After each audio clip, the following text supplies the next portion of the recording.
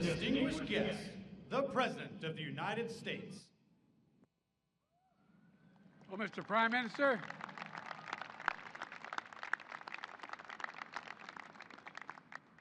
and Jody, distinguished guest, and all of Australia out in the lawn, welcome.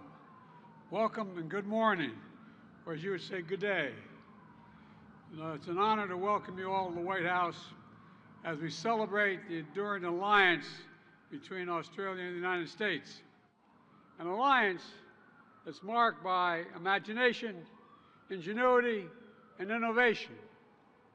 Nearly 55 years ago, American astronauts took humanity's first step on the moon. They sent a message forever etched in history. Quote, "That's one small step for man and one giant step for mankind." But the only reason anyone down on Earth saw this feat or heard those immortal words was thanks to a team of Australian engineers. As dawn broke at NASA Station, just outside of Canberra, they aimed a radio telescope toward the heavens, captured the lone voice among all the stars, and shared it with millions of people watching breathlessly all around the world. Ladies and gentlemen, Mr. Prime Minister, today, Australia and the United States continue to stand together, continue to innovate, to push back the bounds that had been in our way, and make a giant step toward what could be, to race undaunted toward a future we know is possible if we work together. Because time and time again, we've seen what America and Australia can do when we stand as one. We saw it during World War I, when our troops helped turn the tide of war on the Western Front. We saw it during World War II, when we fought the forces of fascism side by side in the Pacific, cementing a mateship between our people. And we saw it again during the war against terror, when Australia invoked the AUKUS Treaty for the first time to stand with the United States after we were attacked on 9/11. And we'll never forget those brave Australians and Americans who, generation after generation, gave their lives to give us a better world. We'll never forget our obligation to them, to keep upholding the democratic values for which they gave their lives, to keep forging a better future for generations to come. Together, Australia and America are meeting that obligation. As two proud Pacific nations, we're ensuring the Indo-Pacific remains free, open, and prosperous and secure, including through our historic AUKUS partnership with the United Kingdom. We're building stronger economies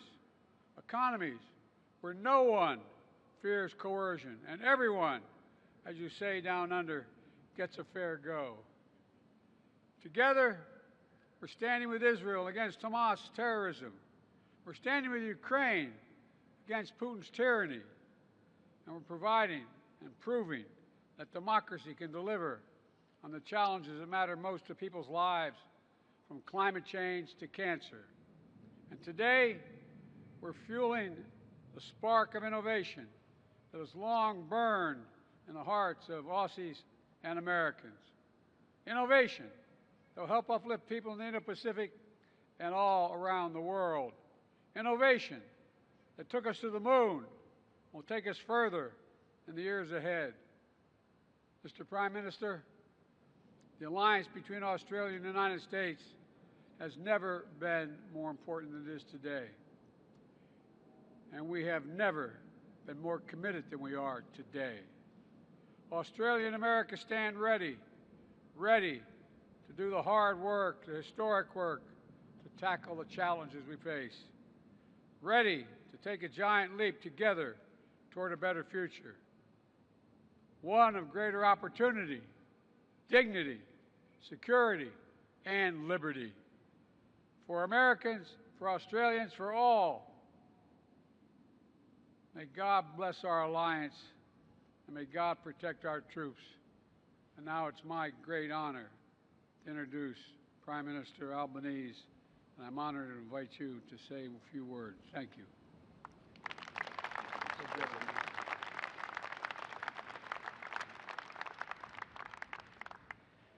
President Biden, First Lady Dr. Biden, firstly, thank you for the great honour of this invitation and the wonderful warmth of your welcome, including the wonderful dinner we had in the White House last night.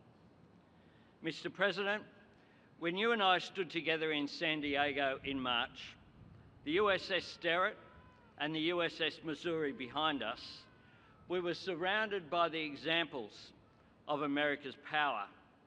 To stand with you here in Washington, D.C.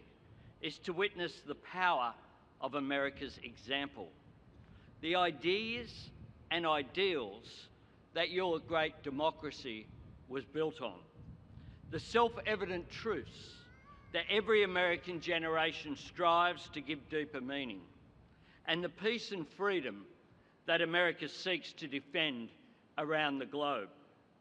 The principle that every country, large and small, should be able to seek to shape its own destiny and secure its own future, where the sovereignty of every nation is respected and the dignity and liberty of every individual is recognised, where peace is secured not by fear of force or strength of arms alone, but through the collective commitment and the shared responsibility of the international community.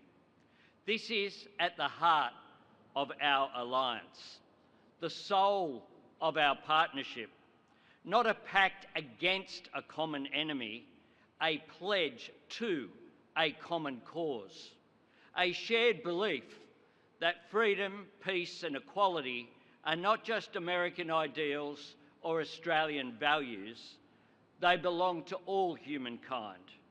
That is why Ukrainian soldiers are driving Australian-made Bushmasters as they drive back an illegal and immoral invasion. And it is why all Australians condemn the atrocities, terror and pitiless brutality of Hamas. And Mr. President, we applaud the personal resolve you have brought to this troubled part of the world. You have spoken with moral clarity and you have stood up for a simple principle, the principle that every innocent life matters, Israeli and Palestinian, and that in every conflict, every effort must be made to protect civilians. American leadership is indispensable, but it is not inevitable. It takes a leader to deliver it. It takes wisdom to show empathy, courage to provide humanitarian assistance, and true leadership to seek peace, because protecting innocent people is not a show of weakness, it is a measure of strength. Mr. President, our nation's steadfast alliance has grown and thrived through 15 of my predecessors and 13 of yours. In Australian public life, it meets the #1 measure of a great idea. Both political parties try and claim credit for it. But it is not, and it has never been, the leaders at this podium who determine the strength and success of our alliance. It is the people we serve. Presidents and Prime Ministers can praise our country's shared values. We can sign agreements to advance our common interests. But it is our citizens who make the words a bond. It is our people whose courage and ambition, hard work and aspiration give life and weight to all we share and all we strive for. Sometimes we casually refer to average Americans or everyday Australians, but what they do every day is anything but average. It is our people making the breakthroughs that are seeing Australia and the United States cooperate in new technology like never before, from quantum computing and medical science to agriculture and defence. It's our people driving unprecedented collaboration in our creative industries, in art and film and music, from Barbie to Bluey. It is our people partnering to unlock the possibilities of clean energy and critical minerals. The third pillar, the new pillar of our alliance, a plan for both our nations to seize the transformative economic opportunities of clean energy, and a plan to help every nation meet the global challenge of climate change. It is our people who will train together, side by side, to service the next generation of our submarines and defence technology. And it is our people that we honour when we remember the generations of Australians and Americans who have fought and fallen together. Our veterans and all those who have given the cause of peace their last full measure of devotion.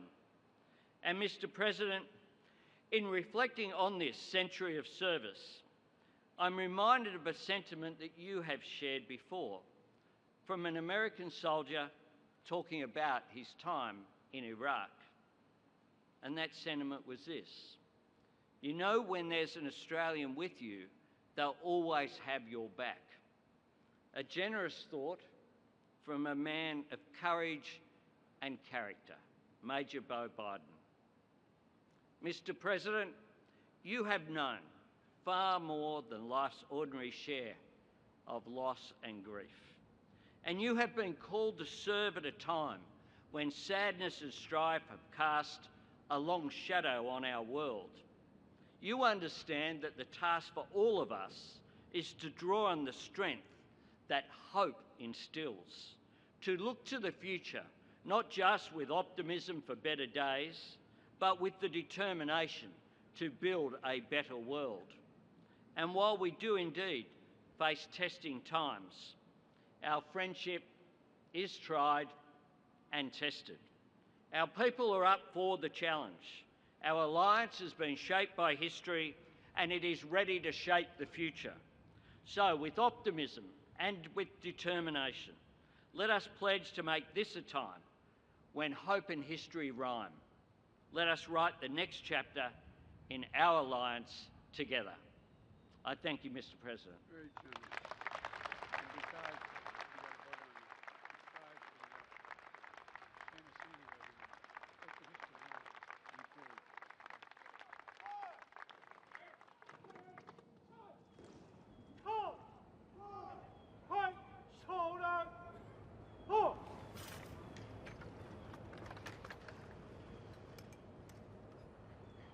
Colors ready, cut!